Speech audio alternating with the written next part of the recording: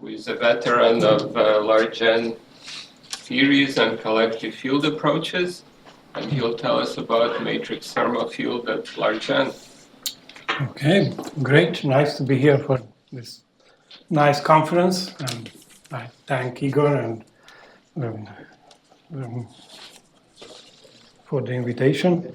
Yeah, I was happily working on random spin models, and Igor invited me, so I went back to an older problem which will relate more to this conference. So that is really the title of this talk. Let me see.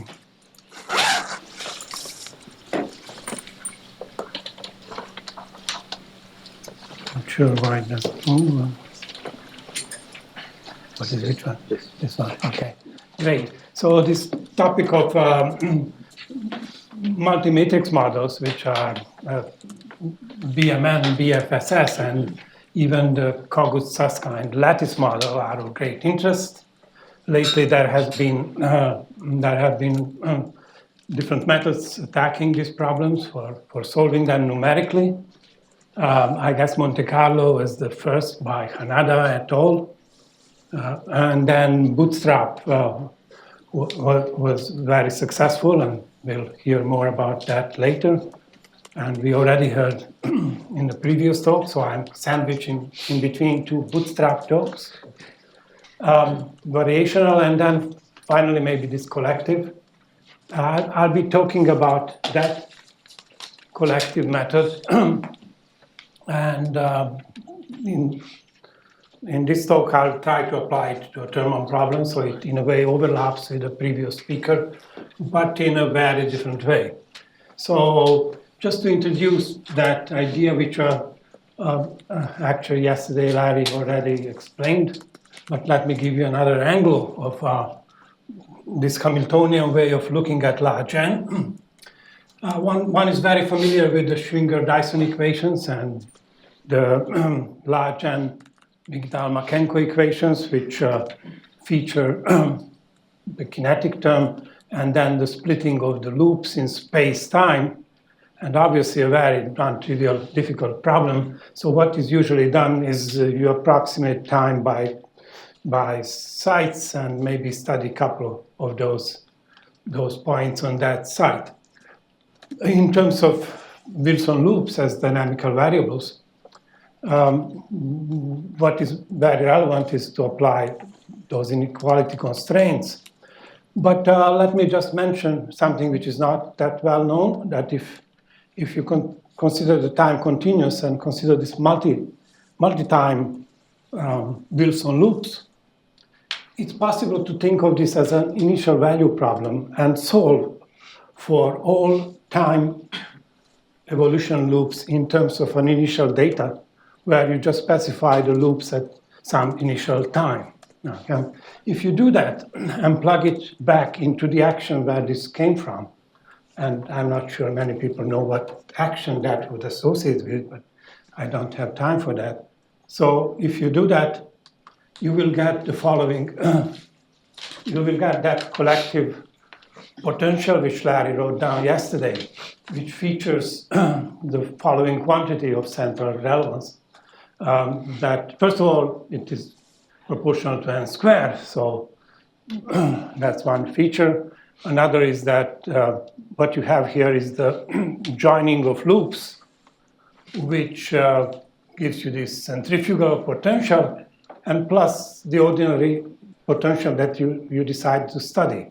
So two features. It's rather non-trivial because you will be inverting this huge matrix, and numerically it's costly, and often this is the source of battle for this approach.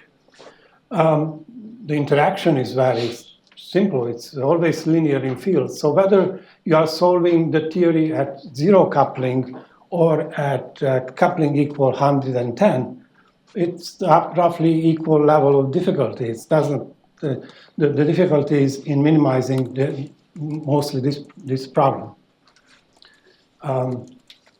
And this constrained minimization was understood to be to look like this picture from long ago, where you have to impose in this logic, in this approach, obviously, this better be positive definite. Those are the Schwarz inequalities which apply here. And then it is either a local minima or maybe an intersection, which is really what happens. So in most cases, this is what happens in a real problem. We perform this minimization in terms of a master field because that automatically takes care of these constraints omega positive. So that immediately brings us in a region which is in this positive region. The one technical part of this numerically attacking this problem is that you obviously have to truncate the infinite number of loops. It is in a way remarkable that you truncate those loops, and that's a major damage to your analytical potential. But the approximation makes sense. It's in a way similar to those who did some string field theory, and level truncations in string field theory do not necessarily appear to make sense, but they work very well. The number of loops grows very well. I missed that. It goes from, if you impose a truncation of loops to certain length, like loops to length 10, you will have 10,000 loops. So it goes very rapidly. And that obviously is an obstacle for increasing this. You can get, when I meant take that large number of loops, that is for getting absolutely exact results almost. So if you want to get approximate results, you can always apply the method with some much lesser accuracy. But let me mention another feature, and which this probably is central, because one knows the actual full nonlinear Hamiltonian, which is right here, is the same joining of loops, and this is now a kinetic term. So just take that potential and add a kinetic term of this kind, treat those variables as conjugates, expand by the background which was found in the previous step. One expands the Hamiltonian in series of 1 over n, n is really a coupling constant. 1 over n is really a coupling constant. So the leading order is obviously the ground state energy, and this order 1, that's the most interesting part really, is a quadratic Hamiltonian with a non-trivial mass matrix and non-trivial frequency matrix. So at this point, I might, and the higher order in 1 over n gives you vertices, and those vertices are computable. Once you know the background, once anyone, so even people who work maybe in another approach, if your approach is capable of producing these Wilson loops, you might approach us, you might sell the loops to us, and then we'll plug it into this Hamiltonian, or you can do it yourself. So don't waste time taking the large time limit of some correlation function to maybe evaluate some one element of the spectrum or some states. This is very simple. This is now a matrix. It's a large matrix, but it gives you at this order n equal 1 a large infinite set of states which are relevant in this approximation. So I would say the beauty of the method would be this. The struggle of the method is to find all minima of that horrible effective potential. So if I can summarize that in this way, maybe even though the name is not very acceptable, but maybe this will be acceptable. Let's see. So at finite temperature, if that was a 0 temperature, and following up on my previous remarks, it would be then very easy to calculate the finite temperature free energy, which applies to T less than Tc, because we have those oscillators, infinite number of states, and it would be just sum of free energies for oscillators with growing frequencies. So this follows from the previous slide that this would be an easy problem in the singlet sector to compute the free energy, which is of order 1, which is called the ADS gas.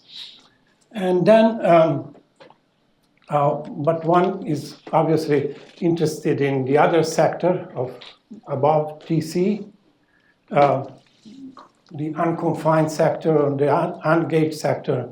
And we just heard a nice talk where this was nicely addressed by Chandra in the previous talk. I will, in a way, try to address the same problem, but in a different way, and maybe it will converge to some similarity. And this is a question of doing real-time simulation in the Thermofield double. So this is a well-known technique of having the Schwinger-Keldysh contour, which is periodic, but it has a real part and an imaginary part. And in this way, what happens is that you have doubled your Hamiltonian with H and H tilde, and the real part evolution is by H minus H tilde, and H plus H tilde is the imaginary part. Of most interest is this state, the thermal state, which relates to gravity in a very direct, nice way. So the question is of being able to construct this thermal state numerically or by solving this equation, which is right at the bottom. So that will be really my concern, of solving that equation at the bottom. Okay.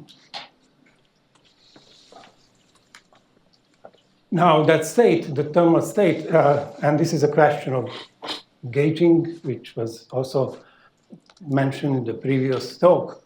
If you look at that thermal state in this very general formula, which lists the 0 beta to finite beta, you would be summing over states in the Hilbert space with the energy of the exact eigenstates, presumably.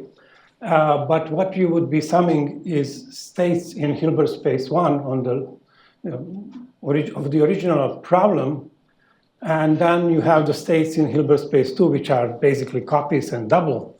But this is a UN gauge theory or a matrix model, so that all those states have indices, and the indices are contracted between the two. That gives you this entanglement. So if you ask the question, what am I studying? I'm also studying the ungauged model partition function, because it corresponds to studying these states which are here. So that is comment number 1. You will be studying H minus, but H plus, the second Hamiltonian, will give you the free energy. And then the free energy can be expanded in large N, and the question is of computing these terms, which we have already seen in the previous talk. But that once you know the state, obviously you can maybe calculate those quantities. Back to the state. So if you decide to say that you will study and try to solve this equation, obviously the equation is not, certainly there is high degree of non-uniqueness, doesn't allow for a unique solution. There are well-known additional requirements for this state, and those are the KMS conditions. But both of these are highly non-trivial. Obviously, this is absolutely non-trivial because if we knew how to evolve things in e to the beta h plus, I wouldn't be giving a talk. So that's just an equation for show. And then this equation has its own difficulties if you ask for solving it. So maybe you might say that not that promising or difficult. There were approaches to maybe simplify problem by studying only H+, which is more in line with our studies of ground states and minimizing for a ground state energy and so on. So that was the key Maldacena approach of adding deformations. And it was fairly successful in a way of getting overlaps. I'm not sure whether other quantities are computed and how well those match. Obviously, you don't quite expect that it will be totally successful. There is another deformation which we tried, and it has some success, and this is this Bogolyubov rotation of H+, that also allows for minimizing a beta-dependent Hamiltonian. It's a little bit similar to the previous idea, and then has its region of validity. In the interest of time, I will not pursue that, even though we have some results in that approach. I'll get back to this problem, which one wants to tackle, of solving H minus. So we want to basically, much like in the zero temperature case, I claim that we can solve the problem to order n squared and to order 1, and even to higher order with the vertices which you can generate. We like to solve this problem in absolutely the same way, to absolutely the same level of detail. And let's see. There is some help in approaching this problem to solve it. Even so to achieve this minimization, this should be quotation mark. And the help comes from symmetries. One is that Bogolyubov symmetry, which I mentioned, but I make a comment on that. Another is much simpler symmetry, the exchange between the two Hilbert spaces and M and M tilde. So let's deal with that simpler kinematical symmetry. The loop split into symmetric and anti-symmetric under the exchange of M and tilde. The collective Hamiltonian is anti-symmetric. And it has a structure that if you put all those anti-symmetric loops to 0, which is really their correct expectation value, even at finite temperature, that will immediately become 0. So that's automatically accomplished. So the part which you might think that you had to work hard to accomplish, that H minus equals 0, that is easily accomplished by putting half of the loops, which we have. So half of those 10,000 loops are 0. That assures that this energy of H minus is 0. And then we only need to solve this equation, which is, again, now you have a derivative of the collective potential with respect to anti-symmetric loops. And after that, you obviously put them to their value. So now they finish their purpose. And this way you get a function which is function of symmetric loops. And by this, we now basically reduce something which is just the function of symmetric loops, which apparently has to be 0. And this is really the reason why we can hope to address this problem of minimizing H minus, because we reduce it to this equation. And that will be one of the ingredients. The second ingredient, which plays an equal role, at least for us it played an equal role, is this Bogolyubov symmetry. The Bogolyubov symmetry is known for the free case of these two oscillators. It is a hyperbolic rotation, and it can be seen by relating the two Hilbert spaces at different temperatures. I'm not sure I call it Bogolyubov because everything along this line is called Bogolyubov, but maybe Anru was the first one to do that in the temperature-dependent case. And what it does allow you that in this free case, that if you know the ground state loops, you will be able to generate the finite temperature loops by realization of this symmetry, or transformation rather. So for example, if you have loops of length 2, which there are 3 loops of length 2, this would be the transform to transform you from one to another. And so on to higher loops. Now, as far as the interacting theory, what is happening with respect to this symmetry, you should expect that I very much like to pursue this symmetry. It will help me solve the problem. But there is nothing known about Bogolyubov at interacting level. So there is no such discussion or symmetry or anything like that. We did try to say the following: if we have a perturbation in the matrix model to the oscillator, we add a GM cube interaction, and let's just follow brute force and look for the higher corrections to that generator G2. You can find G3, that looks nice. You go to G4, looks possible, but it has a very singular coefficient, which is 1 over omega squared minus omega 2 squared. I had to disturb the symmetry between 1 and 2 and introduce two frequencies. And our problem is omega 1 equal omega 2, so that term blows up. Nevertheless, as we studied this a little bit more, on shell, if we perform a transformation and plugged in the actual values, there is some cancellation which cancels that. But we also didn't make much progress in continuing with this symmetry. But then we went to study of vector models where we can study things analytically and solve everything. For example, with a quartic coupling, you can show that generalization of Bogolyubov symmetry is present in the solution of this model. Solution of H minus, the equations related to H minus, is absolutely present, and I'll skip that. So that was an encouraging thing, because the symmetry was present in an fully interacting problem. So then we can go and try and hope that it will be present also in our matrix interacting problem.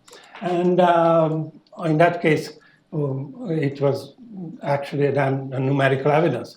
So for the matrix Thermofield, which we have all these traces between the two Hilbert spaces, I explained that well.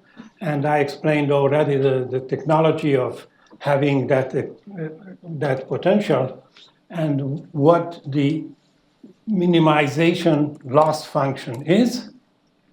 In view of time, I just switch to this question of maybe minimizing this quantity with respect to 1,000 or 5,000 loops.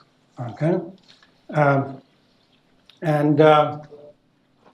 what you observe when you start minimizing is that indeed there is a one parameter degeneracy.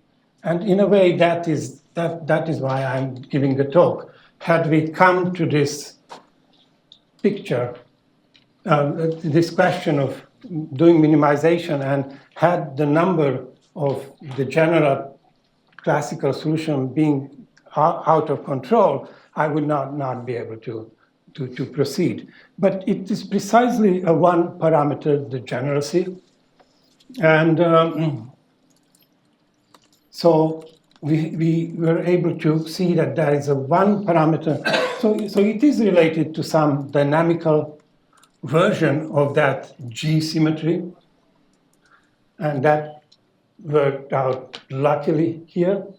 But then once you have this one parameter version of solutions, your loops, loop number 4, for example, our favorite, is function of that one parameter.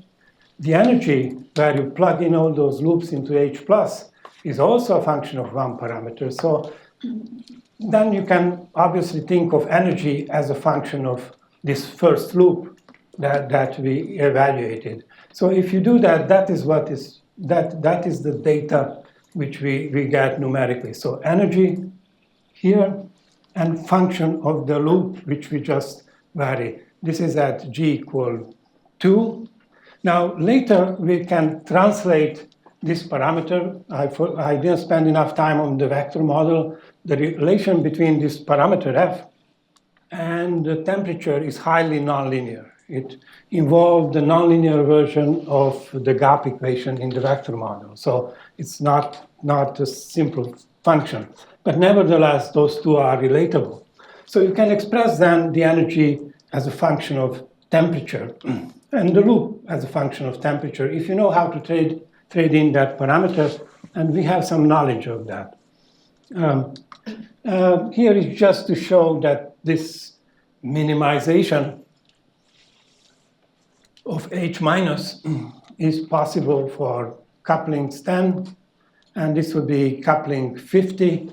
I should say that as far as we checked with asymptotic behavior at 0 temperature and large temperature, this method gives you basically exact results. At both ends, there is no difference for us what the temperature is, and there is no difference what the coupling is. Things slow down numerically at higher temperature. That was just an observation.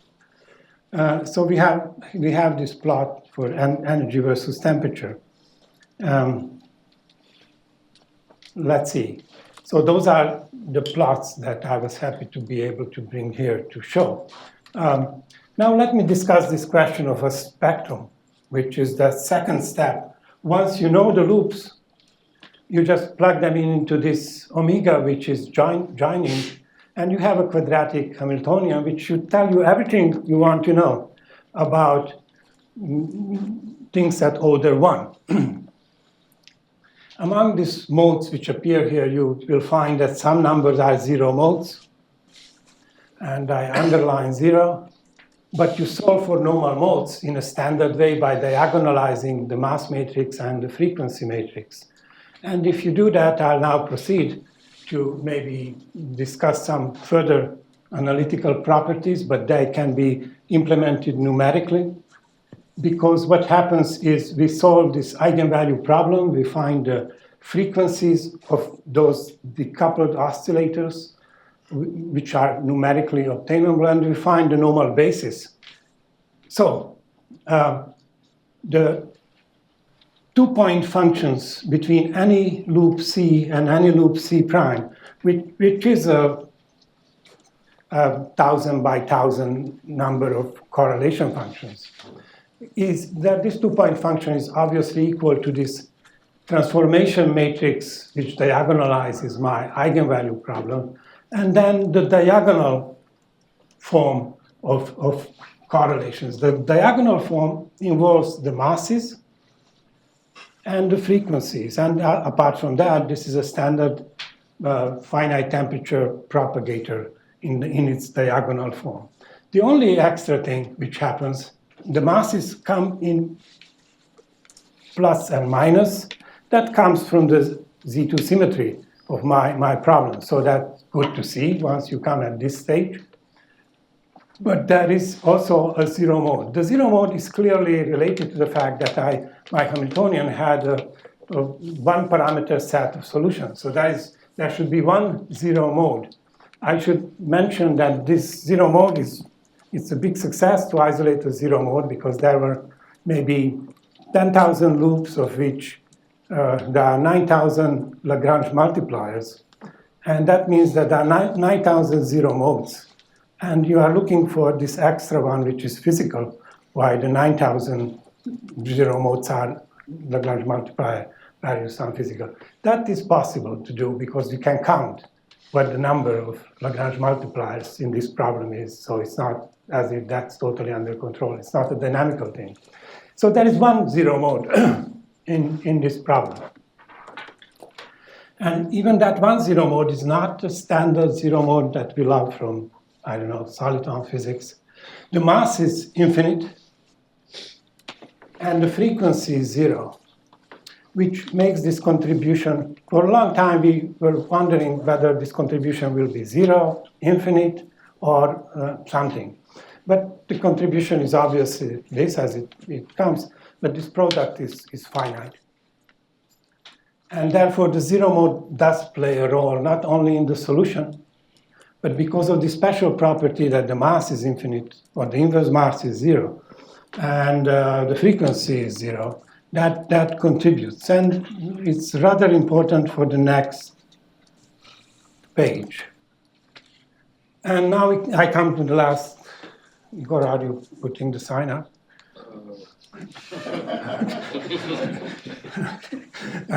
I come to the almost last page, which are the all-important KMS condition. In a way, we managed to solve the problem without the help of without the help of KMS. So in some sense, it might be a little bit surprising, but it did relate to that symmetry that I try to emphasize a lot. But if we can impose the KMS conditions, because that is just the condition between M and tilde, the two sets of matrices, then the corresponding correlation functions like M square, trace of M square, and trace of M tilde square, M square, that is related to by minus I beta. So there are now the KMS conditions which are applied to our two-point functions of traces of loops. And you can then have this equation, like consider just this one equation out of infinitely many that you have at your disposal, or rather n bar by n bar is a number. You just take the first equation, which is for phi square, or trace of M squared, and you get this condition. Since my data, M and W and J, were all derived from that set of Wilson loops which had this arbitrariness F, but beta is here, this is absolutely an all-important equation that allows you to translate what F is into what beta is. It's a highly non-trivial relation which has to be done numerically. So with that last piece of methodology, we can then also actually do a minimization directly with my loss function and adding this constraint,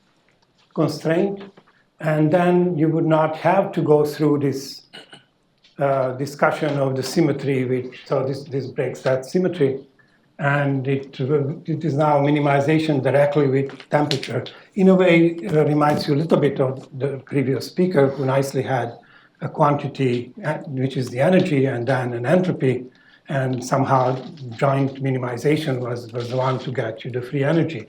This might be a similar quantity.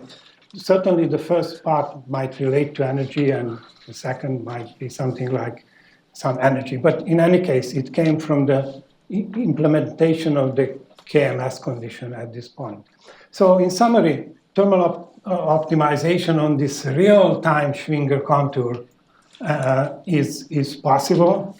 As far as construction of this thermal state, that thermal state becomes, in this order one, which was my second topic, becomes a Gaussian with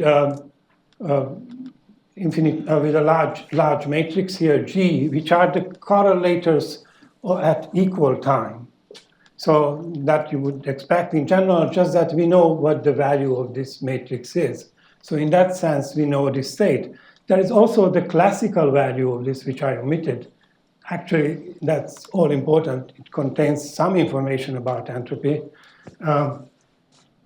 And my final comment would be then what happens as a final result, apart from numerical things like this correlation function, is that you do see a factorized Hilbert space for those who are interested in pursuing a connection with gravity.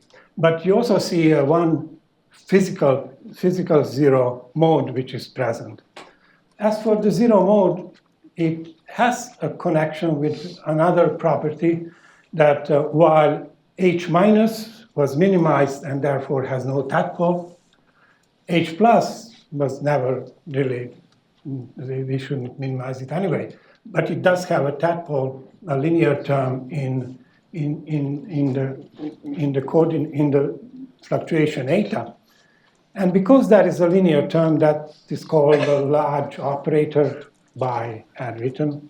He, for some reason, has identified that as one property of this problem, and indeed that is very visibly present.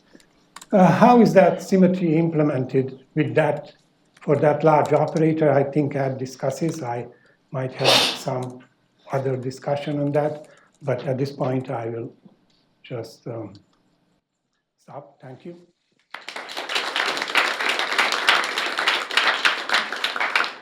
Thank you very much, Antal. Questions?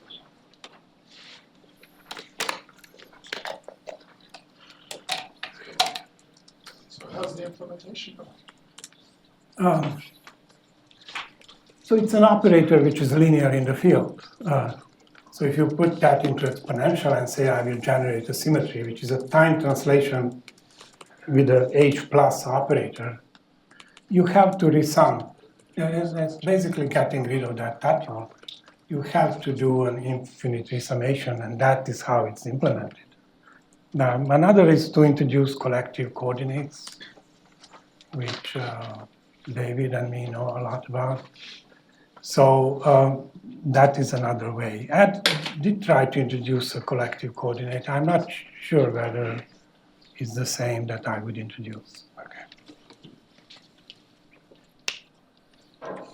Okay, let's thank Antal again.